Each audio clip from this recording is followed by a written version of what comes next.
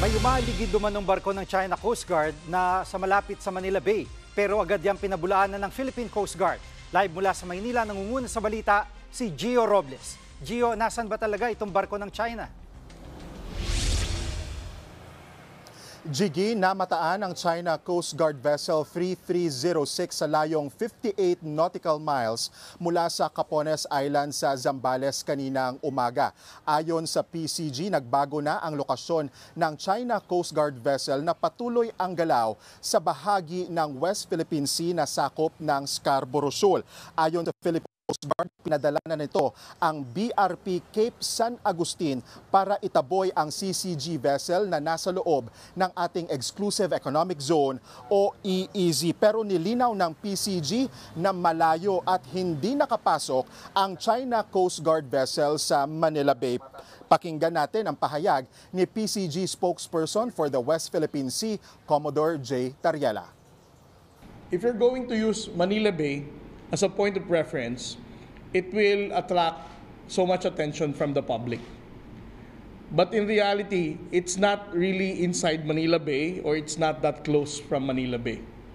So I'm just clarifying that we should not say that it is near Manila Bay or it's in the mouth of Manila Bay, because there are other provinces that are really close before you use Manila as your point of preference.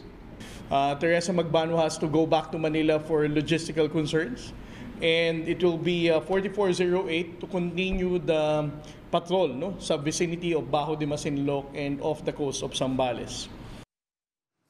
At Gio, anong ginagawa raw ng barko sa natural lugar?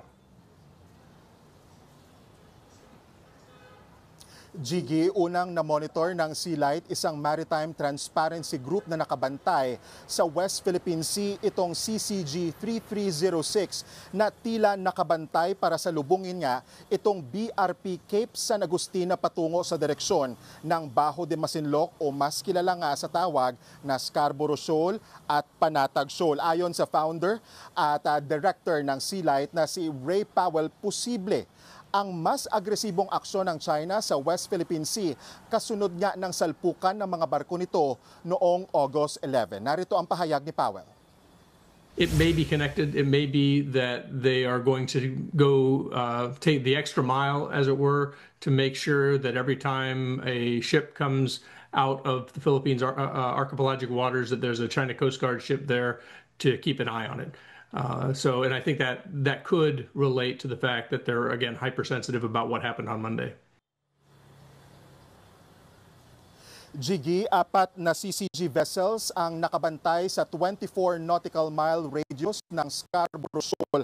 Ayon sa PCG, kabilang nga din dyan ang isa pang Chinese research vessel. Samantala, kinumpirma naman ni Tariela kanina na pabalik na sa mainland China ang CCG vessel na nasira matapos sumalpok sa sister ship nito mula sa PLA Navy noong Lunes. Ilang beses nagpaabot ng tulong dyan ang PCG kasunod nga ng insidente ay parang sumaklolo sa mga crew ng CCG na posibleng nasugatan, nahulog sa dagat o di kaya nasawi sa insidente. Jiggy.